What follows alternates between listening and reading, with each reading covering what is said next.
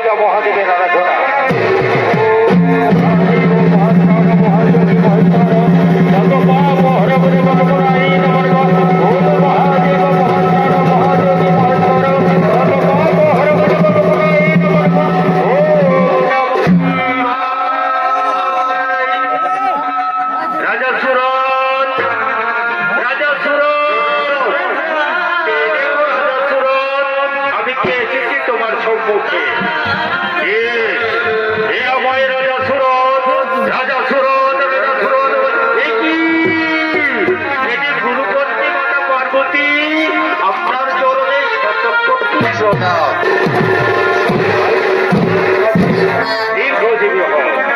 বলুন মাতা, বলুন কি কারণে অধমের রাজ্যে আপনি করেছেন আগমন? ওরে রাজা সুরত, ওরে রাজা সুরত, এই কষ্ট ধামে ধরা ধামে হয়নি এখনো আমার পূজা প্রচার। তাই আমি চাই সর্বোপরি সর্বপ্রথমে তুমি করবে ধরা ধামে আমার পূজা প্রচার। পারবো না মাতা, আমি তো পারবো না মাতা, আপনার কথা রাখতে আমি পারবো না, কারণ আমি শিব ছাড়া অন্য কোনো দেব দেবী নেই জানি মাতা। তাই আপনার অনুরোধ আমি রাখতে পারলাম না। রাজা সুরত, রাজা সুরত, তুই যদি শুধু একবার আমার পূজা করিস তাহলে তোর ধনী মানে হবে সমৃদ্ধ, স্ত্রী পুত্র প্রজাগণ নিয়ে তুই সুখে রাজত্ব করবি। শুধু একটিবার আমার পূজা কর। পারবো না, পারবো না মাতা, পারবো না আপনার এই অনুরোধ রাখতে, কারণ শিব ছাড়া অন্য কোনো দেব দেবীর পায়ে জীবনে কখনো কোনোদিন আমি পুষ্পাঞ্জলি দিইনি, আর কোনোদিন আমি দেব না। কি এত বড় অহংকার! তুই আমার বাক্য অমান্য করিস। আমার বাক্য অমান্য করার জন্য আমি তোকে অভিশাপ দিচ্ছি। তুই হবি রাজ্য হারা, তুই হবি পত্নী হারা, তুই হবি পুত্র হারা। এই হলো পার্বতীর অভিশাপ।